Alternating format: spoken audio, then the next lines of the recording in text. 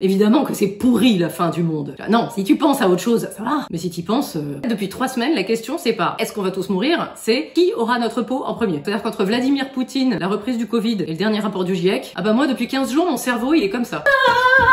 Moi je pense qu'on a beaucoup trop prié tous et toutes pour pas vivre le réchauffement climatique. Et l'univers nous a entendus. Ah ok, ils veulent pas vivre le réchauffement climatique. Ouais, je comprends, ça va être relou hein. Ouais, il va comment Vladimir en ce moment? Un peu parano? Allez, on le déclenche alors. Entrée, tout rasé en 3 mois, plus de réchauffement climatique. Merci qui? Merci l'univers. Ou alors, on est dans Squid Game. On a signé pour en acceptant les conditions générales de la dernière mise à jour du téléphone. Je le savais qu'un jour, il faudrait venir. Bref, c'est pourri. Il va te poser des questions que tu t'étais jamais posées avant. En cas d'attaque nucléaire, où est-ce que je vais, moi? En Lozère? Et si c'est un tsunami? La Lozère, c'est pas mal. Je vais regarder sur le site de la mairie, ça se trouve, c'est prévu, hein. Non, c'est pas prévu. Cantine enfant en cas de tsunami. Putain, c'est pas prévu. J'espère qu'ils vont au moins nous rembourser la cotisation du judo. Hein. Tu vas chercher des pastilles d'iode. On s'est fait niquer sur les masques, on n'aura pas sur l'iode. Tu vas vouloir en prendre en prévention jusqu'à ce que tu réalises que, en fait, tu vas juste réussir à te niquer la thyroïde. Tu vas googler pour savoir à quoi ça sert la thyroïde. Ah ouais, quand même. Dans la série, trucs qui te paraissaient pas du tout importants avant, et alors maintenant c'est vital, est-ce que je referai pas la cave quand même? 4 dans 6 mètres carrés, on peut être bien, hein. Va falloir retirer les vélos, quoi. Alors la cave, oui s'il y a des bombardements, mais s'il y a des inondations... Non mais la cave c'est pas mal. Faut que je vois si je peux tirer la fibre jusque là. S'il y a plus rien à manger et qu'il y a des morts, est-ce qu'on a le droit de les bouffer?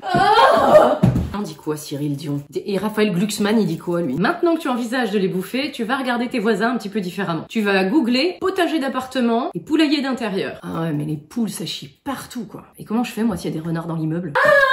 Tu vas checker sur Decathlon le prix des chaussures de randonnée au cas où il faudrait fuir par la route.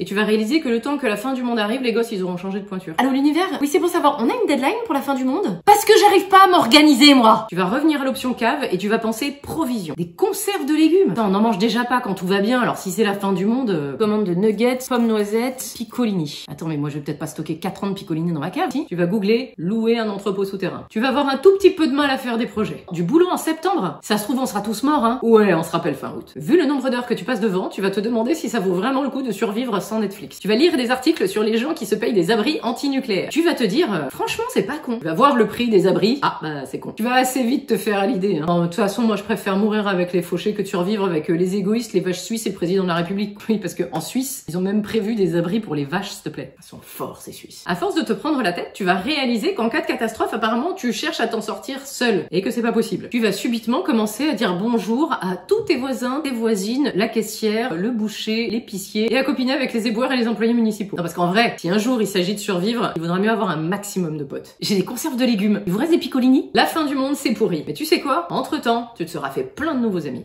Les écrans, c'est bien, mais se voir en vrai, c'est vraiment beaucoup mieux. Égoïste se joue encore à Paris et partout en France en tournée. Tous les renseignements sont sur www.oliviamour.fr. Alors, quand est-ce qu'on se voit?